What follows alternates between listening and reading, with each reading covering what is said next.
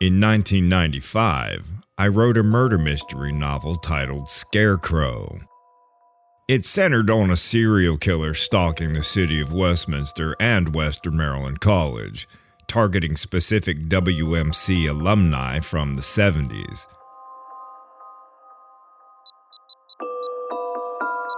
I self-published it on Amazon in 2021 to some pretty rave reviews.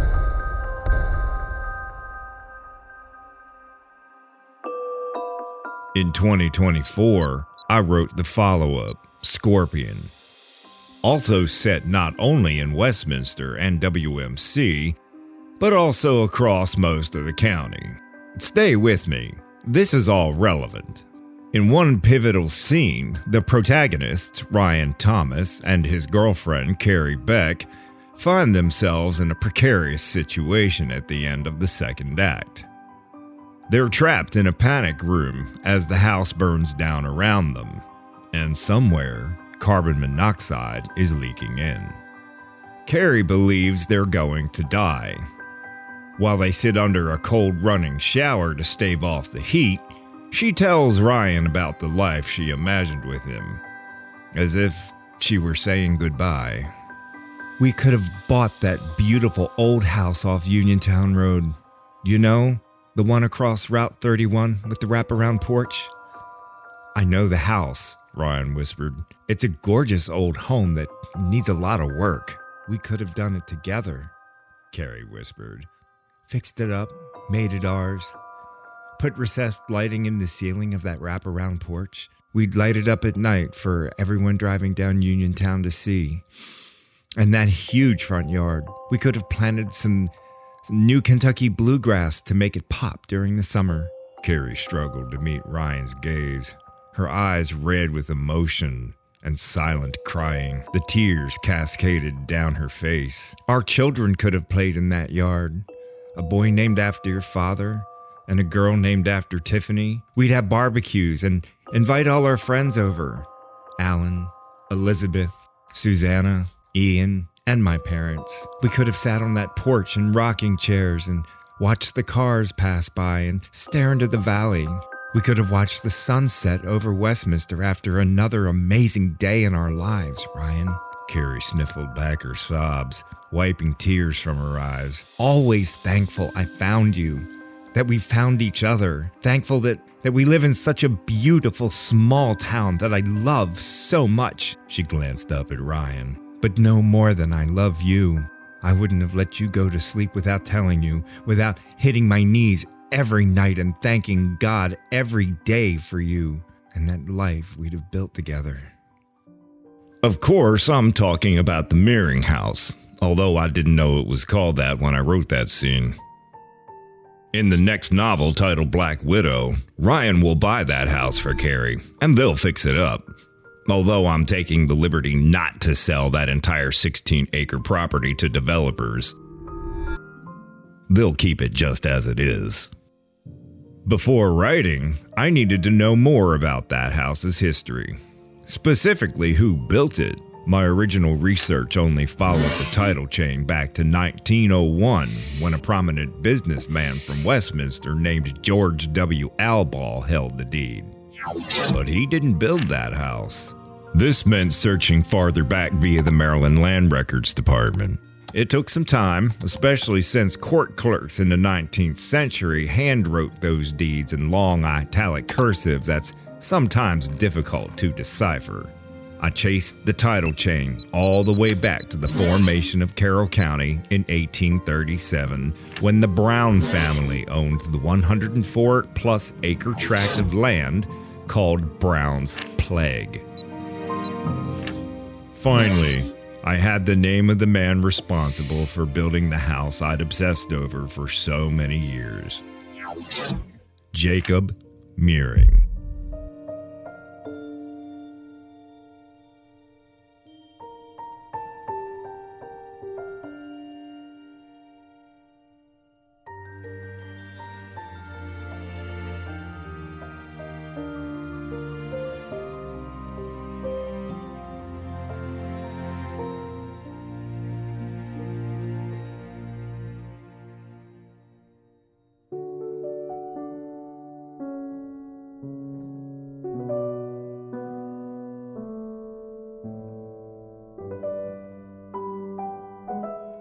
Brown's Plague was originally 350 acres called Brown's Delight, patented by George Brown in 1743. He was born in Nottinghamshire, England in 1690, 5 years after the birth of Johann Sebastian Bach, and emigrated to Baltimore, Maryland in or around 1708. In 1714, he married 16-year-old Mary Stevenson, and 29 years later, in 1743, they settled in Pipe Creek, Maryland, in then Prince George's County, birthing a large family of 11 children and assigned 2 by tradition. Brown patented his land before William Winchester founded the city of Westminster in 1764. 10 years prior, in July 1754, Winchester purchased a little over 169 acres of the parcel called White's Level, patented initially to John White in 1733 for £150. White's Level became one of the original land patents that would become Westminster. The others were Fanny's Meadow, granted to Charles Carroll in 1743, 1,915 acres of Bond's Meadow enlarged, granted to Thomas Bond and John Ridgely in 1753, and 350 acres of Brown's Delight.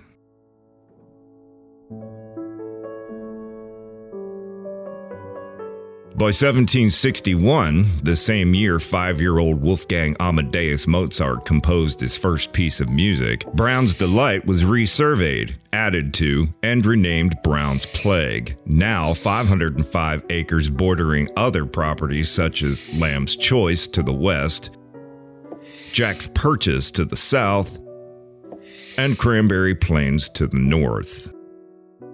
The exact date of Brown's death is unknown, although his family proved his will in February 1770. In it, he stated, "I give and bequeath unto my 4 sons, William, Henry, Hugh, and Joshua, after the payment of my just debts and all that of my messuage, or tract of land, called Brown's Plague, which I shall die seized of being by estimation near 300 acres to be divided equally among them."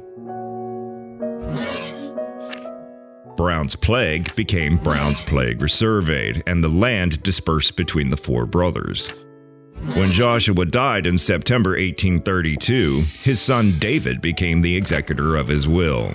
On January 18, 1837, he sold his father's 104-plus acres to one of his cousins, Nicholas H. Brown, for $3,139.38 3/4.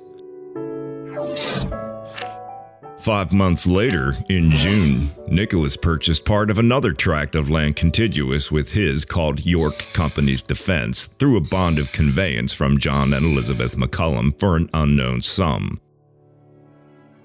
Although some details were provided in Maring's deed, nobody ever recorded the transaction. If Brown's Plague resurveyed extended south and west along what was then Uniontown Westminster Turnpike, York Company's Defense extended the property east to New Windsor Pike. The following year, in July 1838, Nicholas Brown died. His son, Nicholas Brown Jr., who lived on the farm running a lime kiln, sold his father's and McCollum's land to Jacob Meering on February 21, 1842 for $4,031.25. That's 93 3/4 acres at $43 an acre. By the middle of the 19th century, land patent owners sold portions of their property via their last will and testaments to satisfy debts. In April of the same year, Meering purchased a resold 4.5-acre section of Bond's Meadow enlarged, bordering the north and west of his property from Adam and Catherine Gilbert for $277.50. Jacob built his house, which was a stone house, between 1842 and sometime in the 1850s, simultaneously constructing the back buildings. In his last will and testament, Jacob mentioned a deed bearing the date of April 22, 1855. This may have been a reference to his farmhouse, although after an exhaustive search of the Carroll County land records from 1855 and surrounding years, there is no solid evidence of this supposition. Using stone to build a home was a rarity in the mid-19th century, with only about 5% of the homes in that area built of that material. The pantry was also a standalone feature, although its access was from the outside only. We saw this pantry at the end of the poorly assembled porch, which may have been initially a 2-level screened-in sleeping porch. Without electricity, fans, and air conditioning, families used them for sleeping during hot summer months.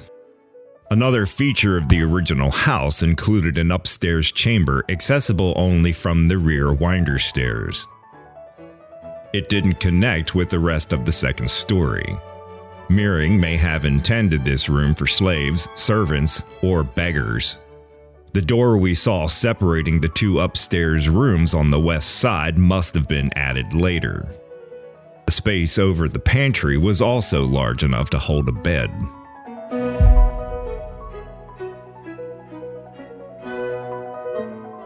Researching the Meering family through deeds and census records across the generations produced conflicting surname spellings.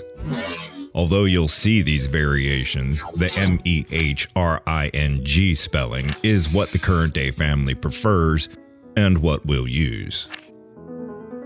Aside from operating his property as a farm, we know little about Jacob Meering's life, despite the ease of tracing his lineage.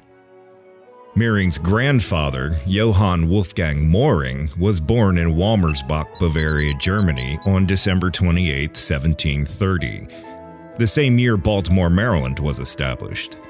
At 24, he emigrated to the United States aboard the ship Brothers, arriving in Philadelphia, Pennsylvania on September 30, 1754. Wolfgang settled near Muslim Springs in the Richmond Township of Berks County, Pennsylvania. 4 years later, on August 16, 1758, he married 28-year-old Anna Maria Magdalena Merkel, who, interestingly enough, crossed the Atlantic with her family on the same ship 3 years earlier. Wolfgang and Anna Maria bought and moved to a 100-acre farm, part of Samuel Owings' 9,250-acre Ohio tract near Black's Corner in the Piney Creek 100 a year later, paying £50 current money. The entire area would become part of northern Carroll County near the Pennsylvania border. Over the next 20 years, he and Anna Maria had 14 children, including Johannes Friedrich Meering, Jacob Meering's father.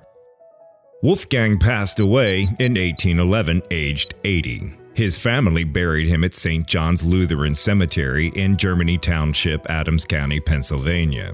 7 years later, in 1818, Anna Maria died at 89 without remarrying. She's buried at St. Mary Cemetery in Silver Run. Friedrich Meering, born in 1768, had 12 children with his first wife, Maria Magdalena Garner. The family lived on a farm they purchased in 1807 on the tract of land known as Terra Rubra in present-day Keysville, 5.5 miles south and west of Tawnytown.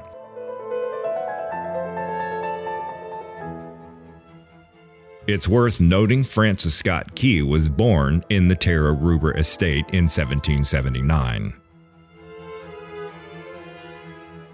Jacob Meering, Friedrich's and Magdalena's second son, was born on August 30th, 1797, the same year John Adams was elected the second president of the United States. Magdalena died in 1812 at 32 and was buried at Hall Cemetery in Ladysburg, 5 miles south of Keysville. Jacob began courting neighbor Peter Royer's daughter, Mary Royer, in the early 1820s. The exact date of Jacob and Mary's marriage is unknown, although it's believed to be in or around 1824. His younger sister, Anna, married a local gentleman named William Kuntz. Friedrich passed away on April 27, 1832 at 64 and was also buried at Hall's Cemetery. He named his first son John and his son-in-law William Kuntz as executors of his will. 2 years later, on May 23, 1834, an equity dispute arose between his children. John and his brothers Jacob and George had already received their shares, leaving the sale of the property to be divided between Friedrich's new wife, Mary, and the remaining 10 children upon its sale. With their husbands, Friedrich's surviving married daughters, Catherine Heiner, Anna Kuntz, Susanna Miller, Elizabeth Harner, and Lydia Valentine sued Mary, John, and the minor children in equity case number 1370. John renounced his role as executor of Friedrich's will, recommending William Kuntz as trustee. The court agreed and assigned the role to Kuntz. 7 months later, on December 29, 1834, after Kuntz put Friedrich's real estate up for auction, Jacob Meering's father-in-law, Peter Royer, submitted the highest bid of $4,000.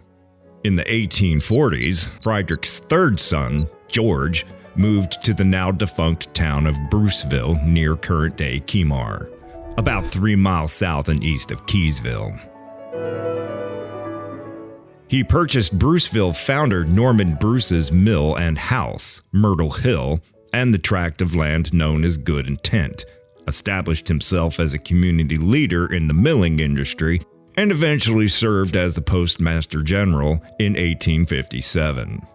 George's second son, Frederick, founded the Meering Phosphate Manufactory in the mill along Big Pipe Creek in the 1860s. George's first grandson, William Marshall Meering Jr., would later invent and patent the pneumatic foot power milker in 1892. The Historical Society of Carroll County has additional information on Bruceville's history in Joe Getty's article, History of Bruceville, J.A. Graybeel's Meering's Pneumatic Foot Power Milker, and Mary Ann Ashcroft's Exploring the Grand History of the Meering Family in the Digital Library and Collections Hub section of their website. Links are in the description below.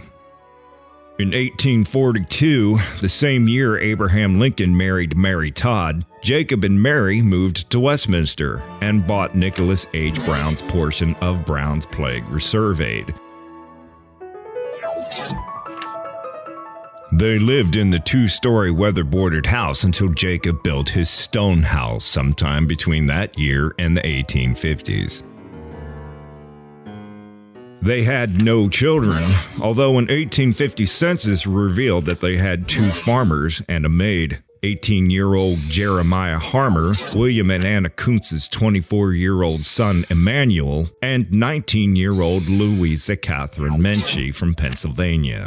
In 1850, Louisa and Emmanuel married and raised over 8 children on Jacob's farm. George Meering died as a widower in Bruceville on September 4, 1860, at 57, 6 months before the Civil War would begin. Sadly, his wife Elizabeth committed suicide by hanging 7 years earlier on December 8, 1853, aged 49.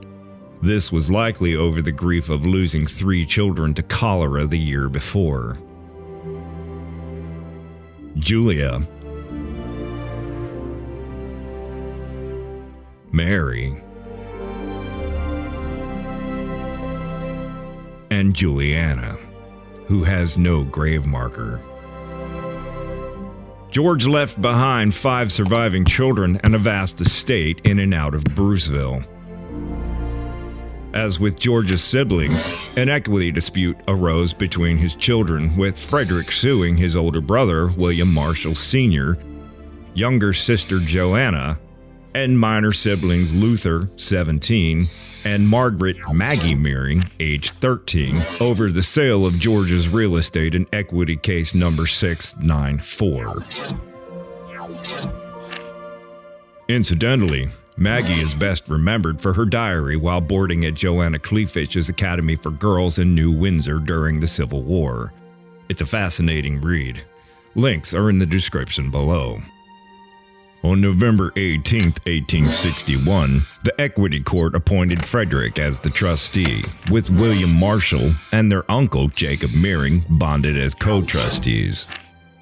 A month later, on December 21, 1861, William Marshall Meering bid the highest on 2 tracts of land known as Good Intent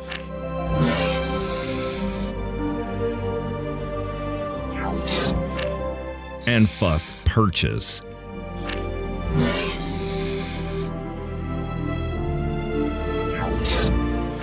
Totaling 182 1/4 acres for $5,400. Jacob bid the highest for the Myrtle Hill house and mill on 10 acres for $5,000, plus an additional 60 acres for $241.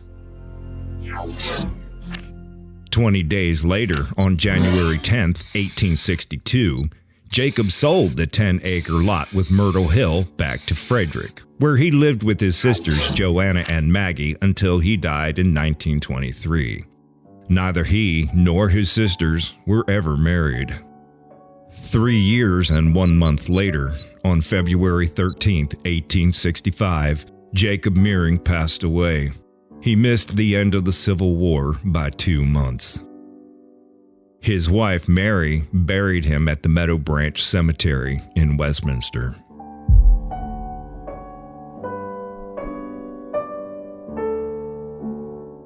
Jacob spelled out clearly in his will who was to get what. After all his just debts and funeral expenses were paid, he gave his neighbors, John and Sevilla Young, bordering his farm's west side, $100. To David Roop Sr. and the trustees at the burial grounds at Meadow Branch Cemetery, Jacob gave $50 toward the upkeep of the burial grounds. The Meering family had money, and Jacob was no exception. Besides the $3,550 Jacob had in the bank, 2/3 of the collected balance of his estate was to be split 7 ways between his sisters, Elizabeth, Catherine Heiner, Susanna Miller, and Lydia Valentine, each one of said shares. The children of his deceased siblings, George Meering, John Meering, and Mary Valentine, would receive the final shares, 1 each per family. The remaining 1/3 of the collected balance was split 6 ways, equally divided between the children of Jacob's sister-in-law, Catherine Wampler, the children of his deceased sister-in-law, Anna Waybright, and the children of his sister-in-law, Louisa Angler. The final shares would go to his 3 brothers-in-law, Christian Royer, Jesse Royer, and Jehu Royer. Jacob left 1 horse, whose value was not less than $50 or over $70 to his nephew, Amos Meering Royer.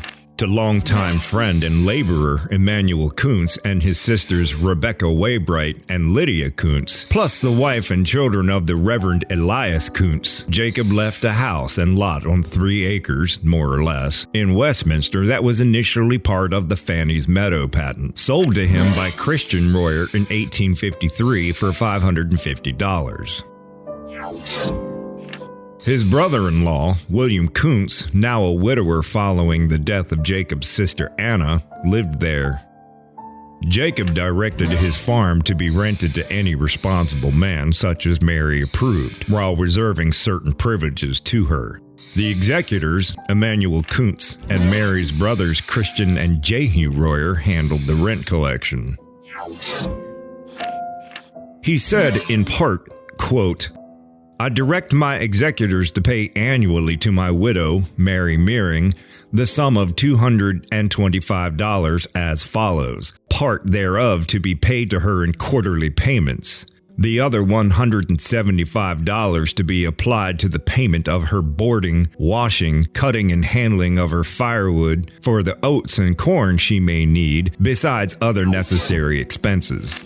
Jacob also directed Mary to have as much good firewood as she may need from his nearest wooded lot annually, plus the use of his horse, carriage, harnesses, and a lengthy list of furniture. Mary would also have, quote, the use of the front part of my dwelling house, my carriage house, with a part of my wood house, with the hindmost garner, with barn granary, with the stabling and room which I currently occupy in the barn. Last, Jacob directed that Mary would have, quote, the best hay that may be made on the farm.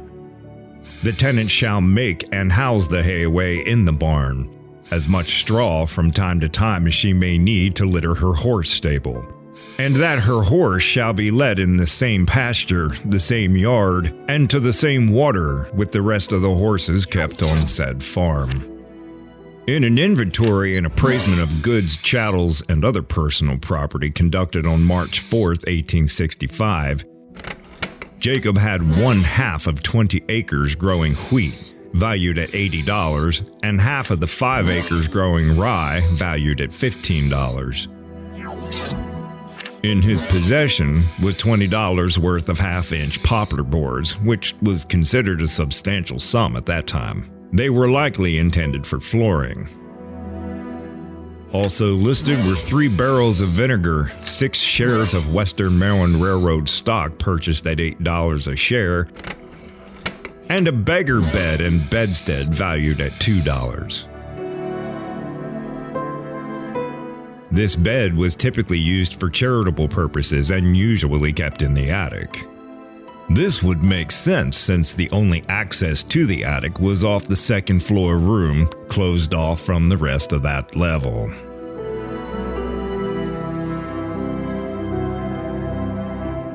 Mary Meering wasn't in mourning. After Jacob's death, she visited Astoria, Illinois, where she met businessman and widower John Burgard.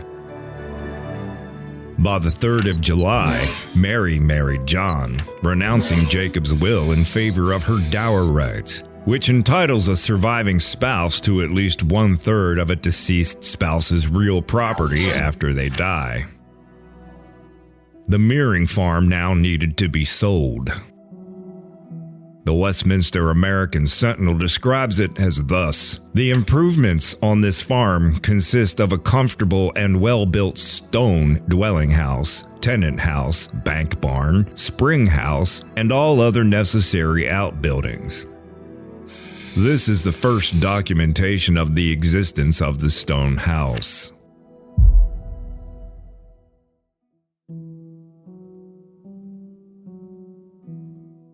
The Royers and the Kuntzes held an auction at the Meering farm on September 7, 1865, to sell it and Jacob's many other properties.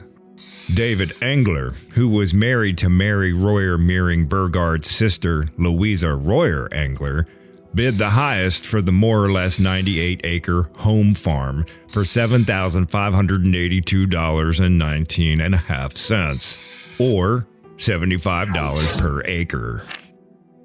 Woodlot number 1, containing 1 1/4 acres beside New Windsor County Road, was sold to Emmanuel Yingling for $75.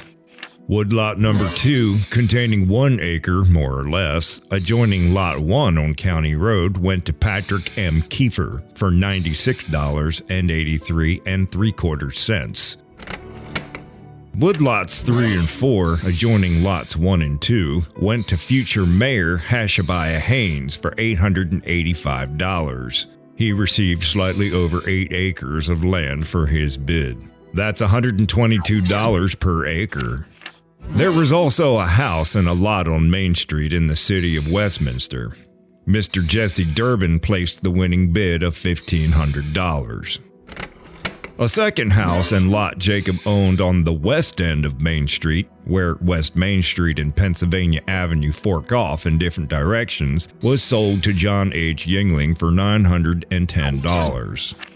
The last items of that day were 2 unimproved lots, also on the west end of Main Street. Jacob M. Morlock placed the winning bid of $401 for both lots. The sale continued the next day at a farm in Hampstead, which Jacob Meering also owned, containing 127 acres. The executor's asking price was $32 per acre. Edward E. Kuntz purchased the farm for $4,073.80. An 8-acre woodlot in the same district sold for $312.60 to Mr. George Ruby. At the end of the auction, Christian and Jehu Royer, with Emanuel Kuntz, reported the total purchase money for Jacob's real estate to be $15,836.33 for a combined 245 acres, more or less. Mary would only see a third of that, totaling $5,278.77. The rest would go to the legal teas Jacob listed in his will.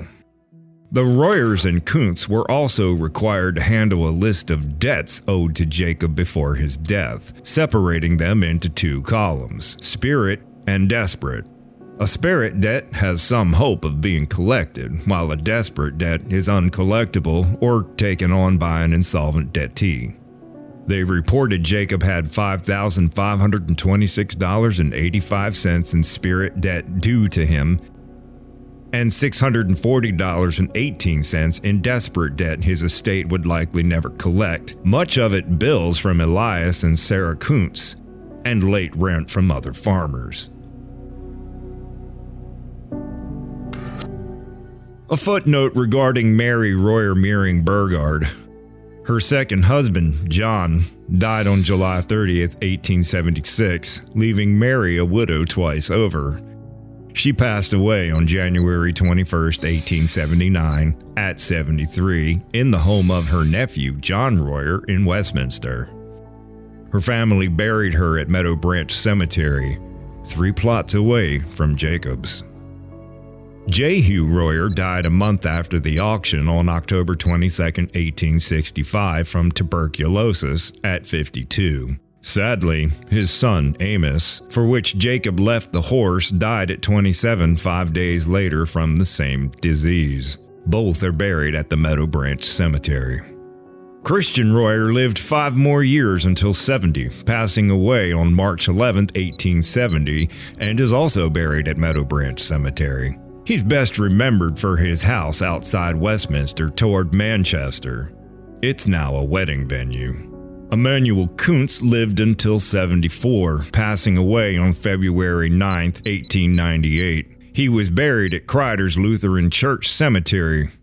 His wife, Louisa, died on September 8, 1908, at 78.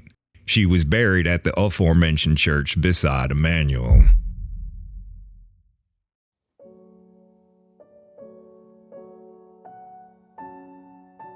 Perhaps uncomfortable with his sister-in-law's abrupt mourning and marriage, David Engler sold Jacob's farm back to Emanuel on April 17, 1866, for $9,530 under an article of agreement 7 months after buying it. Shortly thereafter, on an undocumented date, Kuntz sold the property to Sheriff Jacob David Hoppe and his wife Hannah. They, too, paid $9,530, or $96.50 an acre. Hoppe died 2 years later on February 25, 1868, at 34. Hannah buried him at Westminster Cemetery. 8 months later, on October 8, 1868, a month before Ulysses S. Grant would become the 18th President of the United States, the Meering farm was advertised for sale in the Westminster American Sentinel and described in greater detail. The improvements consist of a large 2-story double stone house conveniently laid off into good-sized rooms with basement, wash house, smokehouse, woodshed, etc. Also a good Switzer barn with wagon sheds, corn cribs, and all necessary outbuildings. The house is furnished with a never-failing supply of excellent water by a fountain in the basement, and the grounds embellished by a splendid arbor recently erected, extending from the mansion house to the turnpike, and planted with the choicest variety of grapes. A quarry of limestone of the best quality eligibly situated on the farm, opened, and in good working order. Also an iron ore bank recently discovered, and a young orchard of carefully selected apple and peach trees. The advertisements consistently described the house as stone without mentioning rough casting, suggesting the traces of early rough casting seen beneath the current stucco were not original to the house, but a later alteration. The kitchen, the master bedroom above it, and the attic cubby were a frame addition and not originally part of the home.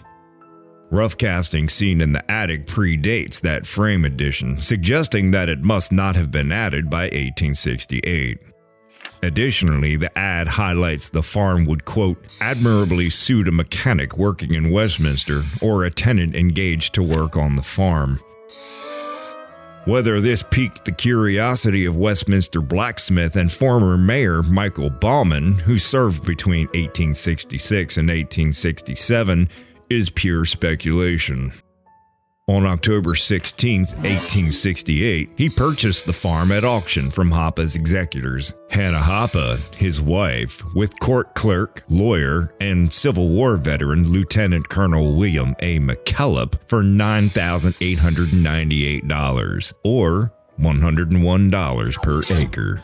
Although ratified by the Maryland Orphans Court, which supervises the management of estates of the deceased, the county issued no deed. From here, the title chain becomes somewhat muddied, so we'll follow it as best we can. Between late 1869 and early 1870, Baumann sold the farm to Westminster lumber and coal merchant Edward Lynch, who often purchased land around Westminster, subdivided it, and resold the lots. That's precisely what he did to the remaining 98 acres of the Meering farm. Lynch divided the land into 24 lots of various sizes and began advertising them through the local newspaper, the Democratic Advocate, eventually selling every lot. Lynch did to Meering's farm what the Finks did to the remaining piece of the original Meering property with the creation of Stone Ridge Overlook. Chasing the title chain for those 24 lots would take far too long. For our documentary, we'll draw attention to specific lots associated with the Meering house, given that subsequent property buyers reacquired several of them. Lynch labeled the lot upon which the Meering house sat as Lot 24, now a much smaller 23 acres, more or less. In an unrecorded transaction in 1870, Lynch conveyed ownership of the Meering house to Andrew Durbin, a farmer and former mayor of Westminster who served between 1867 and 1868. Durbin also sold his family farm in Wakefield Valley a year earlier. There's no recorded deed to show Durbin's ownership, as he'd not officially paid off the complete purchase amount to Lynch, receiving no official conveyance. Yet on February 8, 1873, Durbin listed the farm for sale in the Democratic Advocate.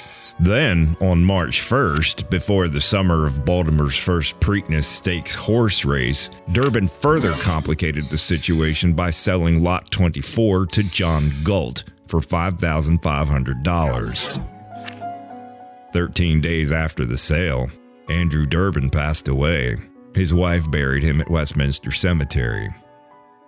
The executors of Durbin's will, including his wife Mary Jane and a friend from the West End Debating Society, former Deputy of Internal Revenue under President Andrew Johnson, and well-known versatile businessman John T. Diffenbaugh, used the purchase money to satisfy Durbin's debt to Lynch.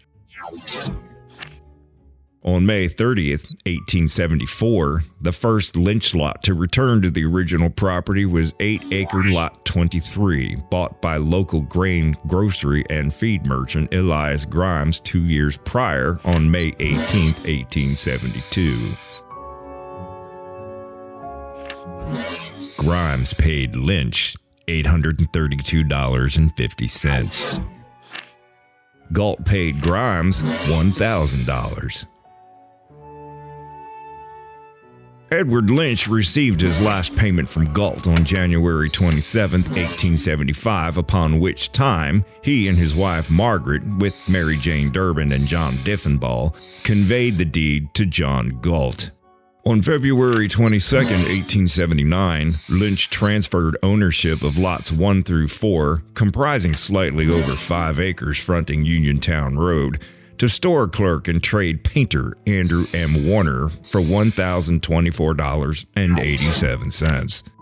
In early 1885, Mr. Warner found himself in a financial situation over back taxes and other debts, necessitating selling those 4 lots containing a little over 5 acres with his other property, leading to equity case number 2330. Trustees William McKillop and David Bonsack sold those 4 lots to John Galt on October 14, 1885, for $789.43. The land on both sides of the Meering House was restored to its rightful place. Galt maintained ownership of the Meering House for 26 years, classifying himself as a farmer in the census conducted in 1880, the same year Thomas Edison patented the carbon filament incandescent light bulb.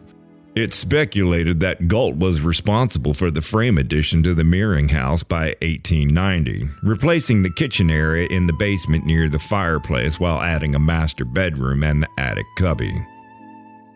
Because of this addition, it's reasonable to assume that Galt also finished constructing the wraparound porch from the pre-existing single porches, ultimately lending the Meering House its characteristic and widely familiar aesthetic. The advent of indoor plumbing in the late 19th century leads one to conclude that Galt may have been the one who added the upstairs bathroom situated across from the stairwell banister. John Galt died on February 1, 1900, at 76, and was laid to rest at the Piney Creek Reformed Presbyterian Church Cemetery in Tawnytown. His wife, Kate Galt, rented the farm to other farmers for 18 years. Andrew Warner also acquired lots 6, 9, 10, and 14, comprising 19-plus acres from Edward Lynch. However, there was no recorded deed to indicate when this transaction occurred. As with his other lots, Warner lost them in another equity case, number 3393. Attorney Edward O. Weant became the trustee, selling them to Westminster businessman and investor George W. Alball on February 16, 1898. 3 years later, on July 1, 1901, Alball transferred those lots to his real estate brokerage. Let's rewind back to February 22, 1879 for a moment, when Edward Lynch sold lots 7 and 8, containing 5-plus acres, to court magistrate, former sheriff, and charter member of the Western Maryland Railroad, John Henry Hoppe, for $776.95. Hoppe held a diverse portfolio of 33 land lots and tracts throughout Carroll County, making him land-rich. He held on to Lynch lots 7 and 8 until his death on January 5, 1881.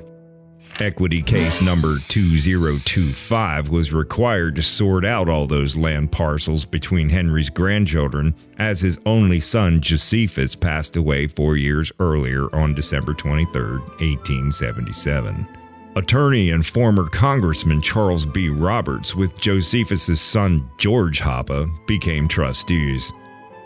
On November 27, 1894, 13 years after Henry Hoppe died, they sold Lynch lots 7 and 8 to farmer Grove Shipley for $745.29. Shipley farmed on those lots for 12 years until his death on April 20, 1906. 8 months later, his son Elias sold the property to George Alball's real estate brokerage for $1,790. Now, Mr. Alball had Lynch lots 6 through 10 and 14, totaling 20-plus acres deeded to his brokerage. On January 4, 1908, the same year Henry Ford would introduce the Model T, Alball sold those 6 lots to livery business operator and future Chief Marshal Harry H. Harbaugh and his wife Sally for $1,200. 4 years later, on May 30th, 1912, well-known Westminster dairyman and cattle dealer Charles W. King and his wife Clara bought Harry Harbaugh's 6 lots for $1,900, earning the Harbaughs a $700 profit. We'll take one more step back in time to October 13, 1876, when Edward Lynch sold the 3-acre lot number 5 to co-founder of Westminster Gas and Light, John L. Reifsnyder, for $400. This is the lot that would connect Warner's side and back lots.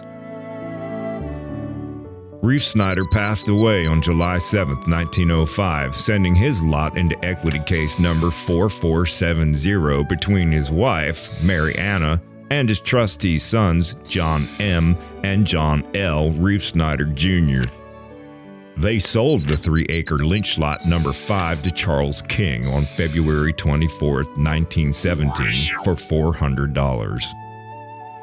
21 months later, on November 4, 1918, the same year World War I ended and the Spanish flu broke out, John Galt's widow, Kate, sold the Meering House and Lot 24's 23 acres to Charles and Clara King for $5,600. They now owned a restored 62-plus acres of the original Meering farm. The Kings also owned many pieces of property throughout Carroll County, including the Peter Erb Farm on Stone Road outside Tawnytown. So how often they lived at the Meering House is an open question. Between 1920 and the end of the decade, the percentage of American homes with electricity grew from 34% to 70%. The power outlet styles we witnessed during the walkthrough video and the known knob and tube wiring running through the basement provide a sound basis for assuming the Kings were responsible for wiring the Meering House for electricity. 20 years and 2 days later, on November 6, 1940, one day after Franklin D. Roosevelt was re-elected president for a third term, Charles King died from a heart attack and was laid to rest at Crider's Lutheran Church in Westminster. He was 88 years old. In his will, he gave Clara the power to do with his estate as she saw fit. On March 1, 1943, Clara sold the 62-plus acres of the Meering farm to cattle farmer John Wareheim and his wife Bertha for $10 and other goods and considerations. The sale of the farm satisfied Clara's $13,581 lien on the property. I spoke to John Wareheim's grandson, John III, about the Meering farm as he lived there with his family during the 1950s as a young boy. Mr. Wareheim revealed that the house's division and the rental of the smaller side of the house likely began with his family. He clearly remembers the bookshelf in the living room where a door had once been. One of their tenants during that era would can preserves from the fruit trees and gardens that existed on the property. In addition to the upstairs bathroom, which was likely added while John Galt owned the property, Mr. Wareheim described a basement toilet and shower as an alternative. He also revealed that the oil heater and the radiators were already there and the fireplaces boarded up, suggesting that the Kings or the Galts were responsible for both. The fireplace the Meerings used in place of a modern-day kitchen still stood open back then, with a large cooking kettle hanging inside. Mr. Wareheim spoke of the property in great detail, including a dump used to dispose of and burn trash, since trash pickup was not yet a service. Photos of the actual farm are rare. He and his wife Gladys were gracious enough to share a 1950s aerial of the farm showing the property as he described it. Note the back barn and the stables, which we've not yet seen, although we caught a quick glimpse of the chicken coop in the walkthrough video. Also, there's a large garden and a water well since the home was not yet on city services. Besides the luscious open green spaces, we can glimpse Uniontown Road before it was paved in 1977. The Meering Farm was undeniably a picturesque and resplendent location that deserved preservation.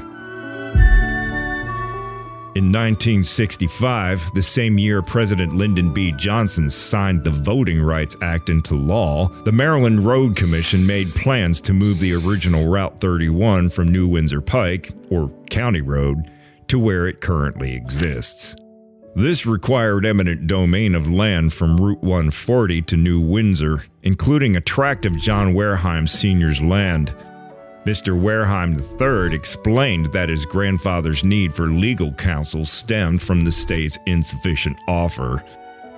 Outside of $1 plus other goods and considerations, determining the final figure paid to the Wareheims proved impossible. On August 10, 1967, John and Bertha Wareheim conveyed 8.58 acres to the state of Maryland for Route 31's right-of-way. During the Wareheims' ownership of the farm, they'd sold off newly drawn lots of property west along Uniontown Road, ranging from a quarter to a half an acre. When the Wareheims sold the Meering House on January 2, 1973, the acreage count had fallen from 62 and change to 45.3. This time, the buyer of the remaining Meering property and home was North Hill Associates out of Baltimore. The limited partnership comprised two brothers, the president of Empire Realty and Appraisal Services, Norman Needle, and his brother, attorney Don Needle. Each put up $31,777.78 in capital, giving them a 44% interest. The remaining percentages came from other family members who put up lesser amounts. North Hill Associates paid the Wareheims $100,000 for the entire property.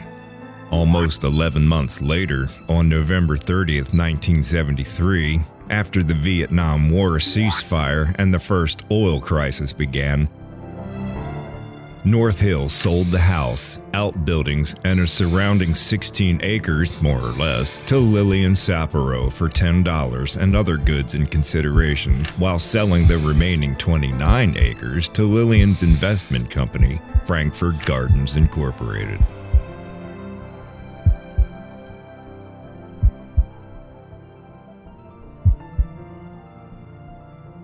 This was the beginning of the end of the Meering farm.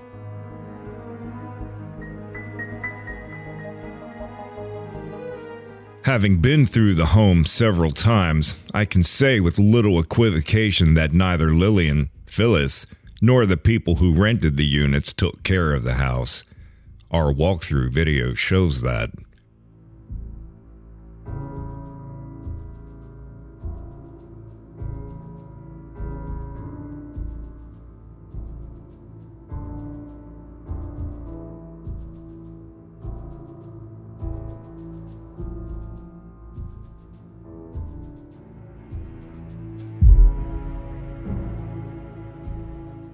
On March 5, 1975, Lillian deeded the house to herself and her daughter, Phyllis Fink, as the Lillian & Co. Partnership.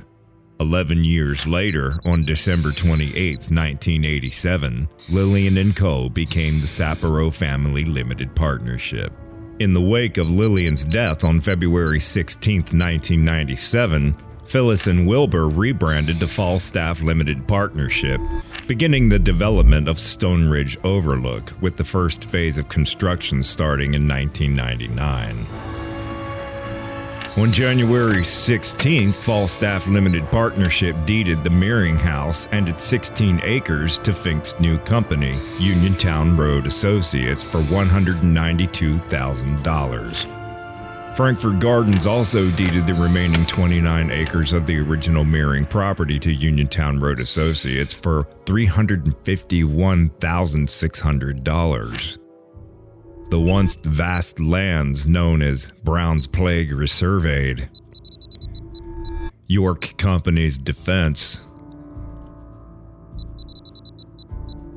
and Bond's Meadow enlarged.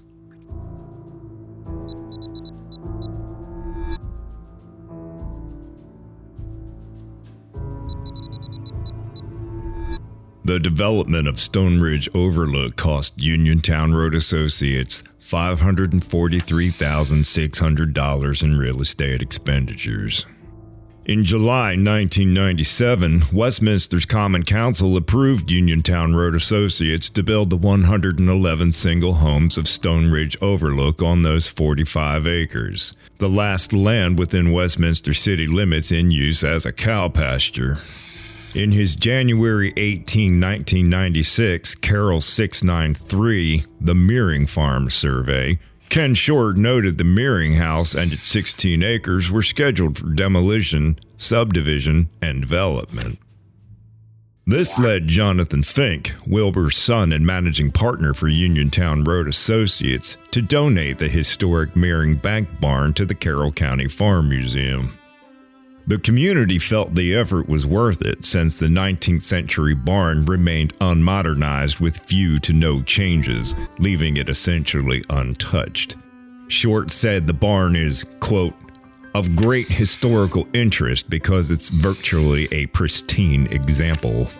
On March 6, 1998, a crew of Amish workers with Henry Stolfus's W.W. Builders from Christiana, Pennsylvania, were contracted to dismantle the Pagan Post barn, drive it 3 miles to the Farm Museum grounds, and raise it again.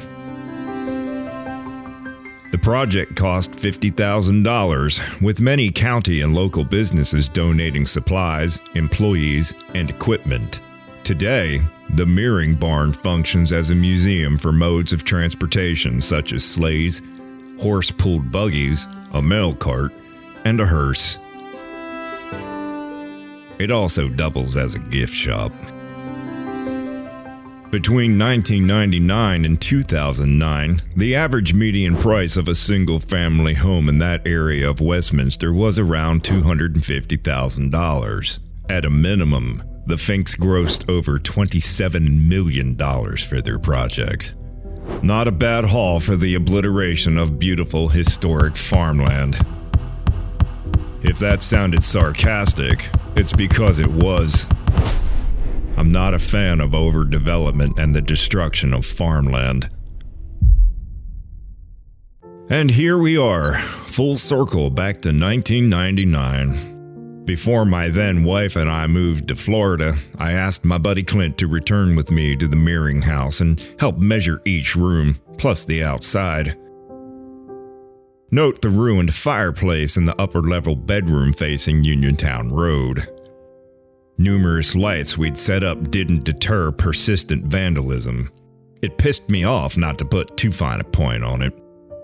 Clint and I spent several overnights parked behind one of the outbuildings, hoping to catch the delinquents responsible. We never did. I planned to use those 2 semesters of high school drafting class and attempt to draw a blueprint of the renowned home once I arrived in Sarasota. I wanted a record of it should the Finks proceed with the demolition. Still, I hoped from afar that someone, somewhere, somehow, would come to the Meering House's rescue. After I left Westminster, the Finks placed a for sale sign out front beside the driveway, giving the home one last chance to find someone who'd love it and restore it the way it deserved. As it happened, there was someone else whose fascination with the Meering House equaled mine, perhaps even surpassing it. Over the summer of 1999, he began inquiring with contractors for estimates about what was required to make the home livable and how much it would cost. On September 16, 1999, James and Elizabeth Myers purchased the Meering House for $75,000, now sitting on a mere 0.82 of an acre. Jim could now do what I couldn't. Give the old gal the time, love, and effort she needed for a proper resurrection.